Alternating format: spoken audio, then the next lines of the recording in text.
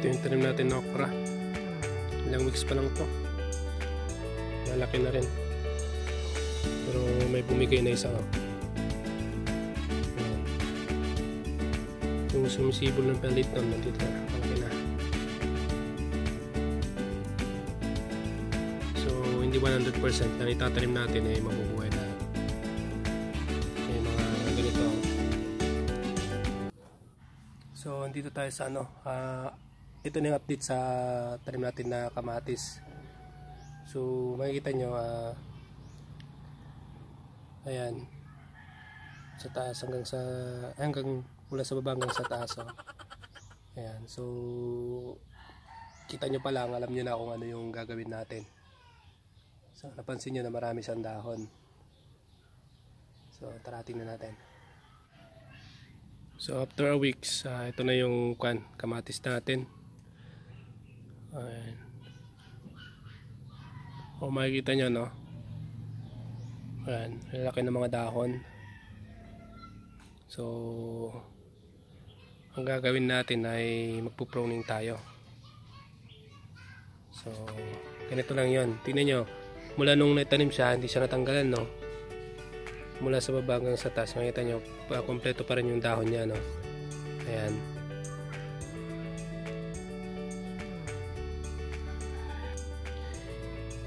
Bago tayo mag-pruning, papakita ko lang muna yung hindi na pruning talaga. So, ang magiging kainatnan nung tanim natin na kamatis pag hindi na pruning, ganito. Ayan, mula dun sa baba. Ayan, kompleto pa rin yung mga dahon niya doon. Yan. Ang pataas, yan. Hanggang sa makita nyo dito. Yan. So, katabi niya kasi ang palaya Yan. Hanggang makita nyo na meron na siyang bunga. Ayan. Tingnan, diba?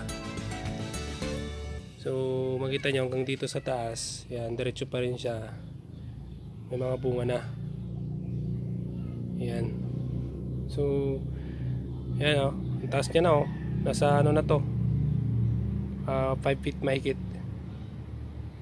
So, makita nyo mula dito sa baba, hindi natin na, although nag-iisa lang to kasi yung mga kasama niya nauna lang lumaki tong isa, nauna yung naitanim. So nangyayari yung mga ganyan, tignan nyo, yung malit pa, yung tamtaman pa lang laki. Ayan, yung ganitong kalaki, katamtaman lang yan yung magandang i-pruning sa simula, kasi mga ilang weeks lang yan, magbubulaklak na rin yan. So yun. So ngayon balik tayo dito sa una kong pinakita, diba, ang haba niya na. So kahit na hindi na pruning siya, mamumunga pa rin siya. Ayun, ang kahalagaan na po ng pagpo-pruning, pag tinanggal natin ng mga to, so yung mga nutrient na nakukuha niya sa kanyang lupa ay mababawasan. Hindi siya mapupunta dito, kundi pupunta doon siya sa mga bunga niya sa taas. Kaya ito late na lang na pruning, kasi dapat to noon pa na pruning. So makita nyo, halos na. Ayan. Yan, nagiging na siya. Talagang niya rin yung kanya, mas tag nito, mabubulok na siya. Ayan, diba? Kusa na siyang natatanggal, pero yung iba kasi parang napaka-green pa. Ayan, gaya nito, ang kalit, diba? So tatanggalan natin para yung ma-absorb niya na na fertilizer, akit sa taas, mapunta sa mga bunga. So ayan, medyo hindi natin nagapan, dapat nun pa, before pa mamulaklak. Hanggang dyan lang naman. Yan, keton. Maganda lang tingnan kasi nga meron na siyang bunga. So ito, tinatanggalan natin mga dahon niyang luma. Ayan.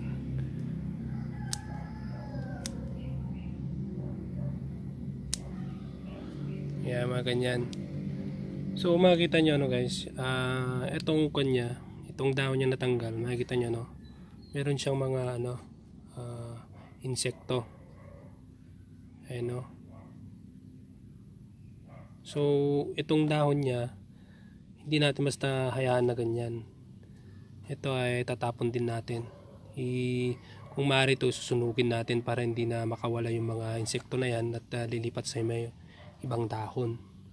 So ganun lang ginagawa ko. Kung ano po yung ginawa ko na una nung pagpupruning ko ng kamatis, ganun din, simple as is. Kasi mga to magkakaroon siya ng mga leaf miner eh. Yung mga leaf miner na yun, yung mga sumisira sa dahon niya, gaya nito, ayun, butas-butas na. So ganito mangyayari pag di natin natanggal.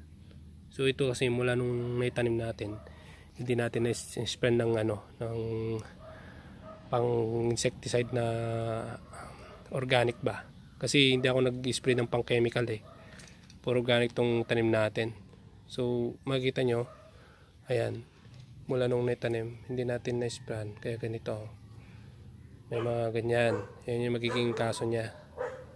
So mga to pwede natin tanggalin eh, para hindi na siya ano. May mga uod dyan sa ilalim.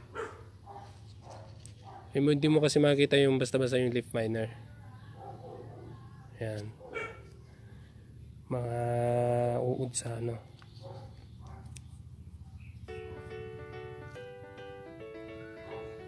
So lipat tayo sa kabila, tingnan natin.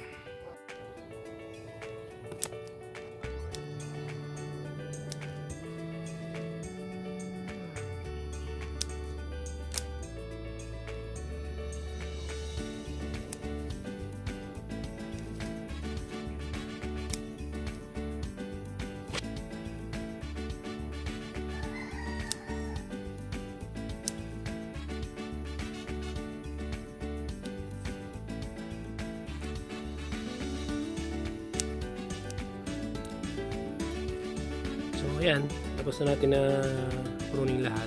So yun, naipon yung mga dahon niya dito. So kukunin natin yan, hindi natin hayaan na nakalagay lang dyan. Tapos susunugin natin. So ngayon, pag ganito kasi ano, natanggalan natin ano,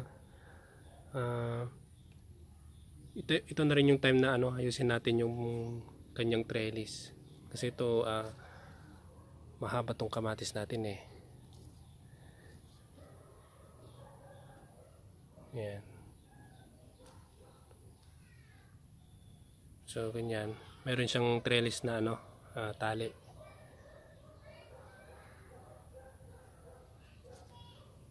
So kagaya din nung una natin na tinanim, yung dandun, no?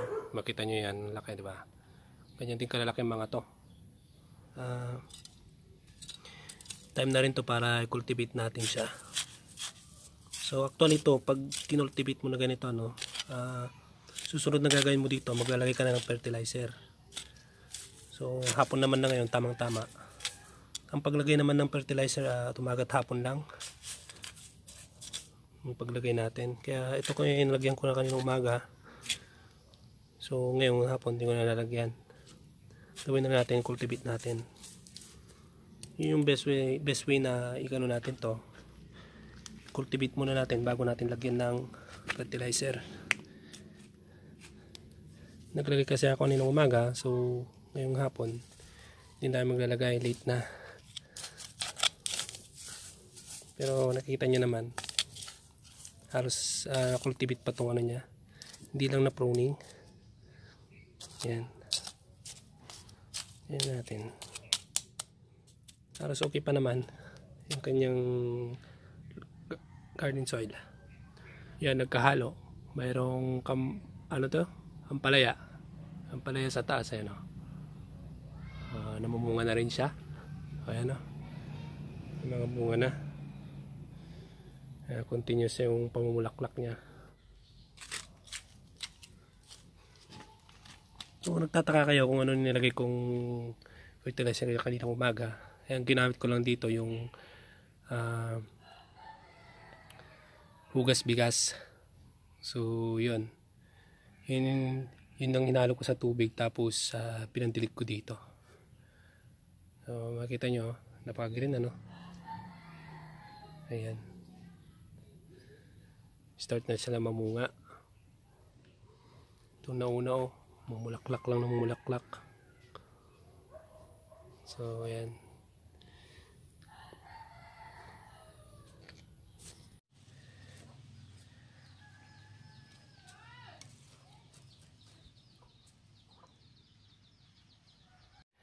So ayan guys, salamat sa panonood sa video na to, and sa hindi pa nakapag-subscribe, mag-subscribe na sa aking channel, and salamat guys sa laging mga sumusuporta sa akin mga video. So bye bye.